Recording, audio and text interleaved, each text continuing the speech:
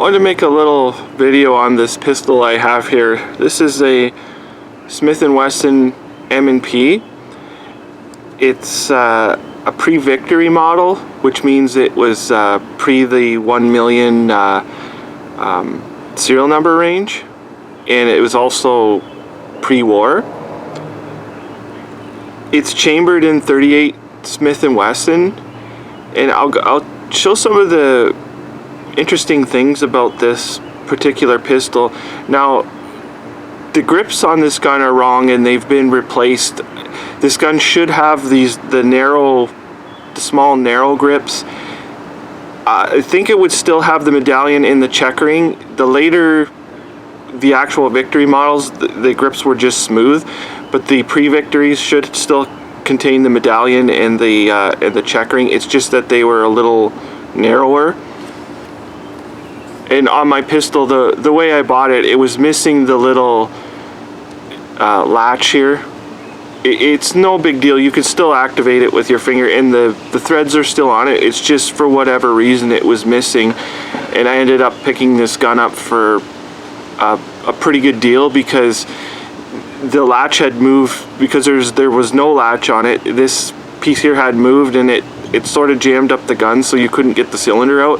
And it only took like 2 seconds to fix it, because you just have to take the side plate off and push this back into position, and the gun was perfectly fine.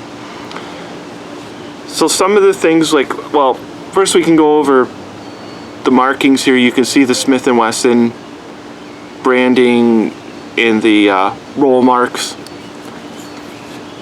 and this is where it sort of becomes confusing, because it's labeled as a 38 Smith and Wesson. It's not labeled in 38-200, which is the standard for the British ammunition.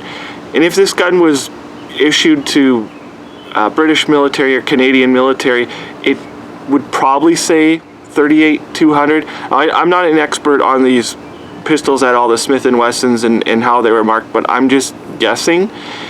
It also doesn't contain any British proof markings at all, and on the top it doesn't have the it would say US property on the top.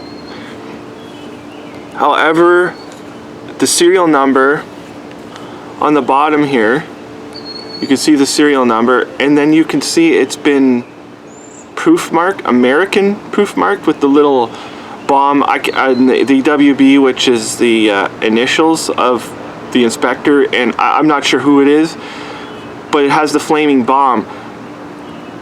And it doesn't make any sense, because I've never heard, and I'm sure the Americans never used 38-200 or 38 Smith and Wesson in their inventory, and this gun was not obviously exported for use by British troops at all, because there's no proofing on it.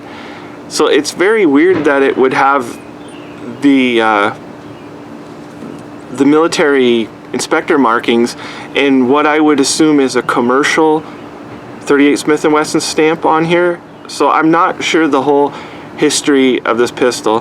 The scratches up here are actually from a clasp from a holster. It just rubbed on there and it took the finish off. That's what that's on there for. But this gun is sort of a mystery. If anybody knows of any other guns that are marked this way, or if the Americans had a small batch of 38 Smith & Wesson pistols, I'd really like to know more, because I've never seen another one.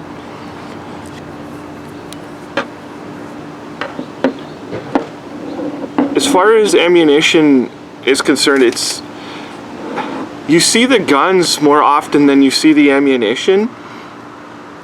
You can usually find the old Dominion Canadian made ammunition. Sometimes you come across little packets of military ammunition, but newly made stuff is like this PPU ammo, and this PPU ammo is actually very close to spec to, and I'll show in a minute, to like original rounds, what this gun was designed for. But if you're lucky, you can probably find these somewhere in stock, and this is a newer style box too, so I'm sure they still make them. The other ammunition, it was common here for a short while, was this Centaur ammunition, which is reloaded ammo. And the on here you can see the it's a 125 grain. It's a full copper plated bullet, so I'm guessing the it's not like a full metal jacket. If it's full copper plated, I believe the whole entire bullet is encased in copper. There's no lead at the bottom, and although they have Dominion brass, I don't know where they got a quantity of Dominion brass. The round is completely wrong. It's a completely wrong bullet, and like, it'll work in the gun. There's no question about that. But it's not like the original round, the 38-200 round. It's completely different.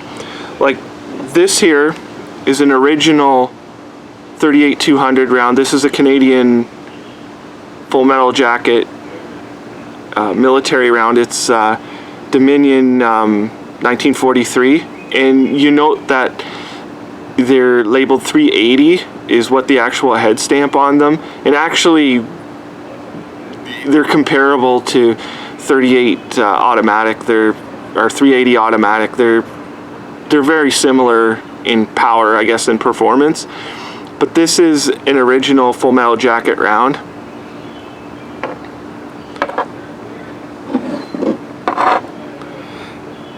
The next round is an original. This is an older Dominion one. It's probably from the 20s or so, and you can see the lead round nose bullet. There's the original markings. And if you look at the round from PPU, which is this, it almost exactly replicates it. It's very, very close.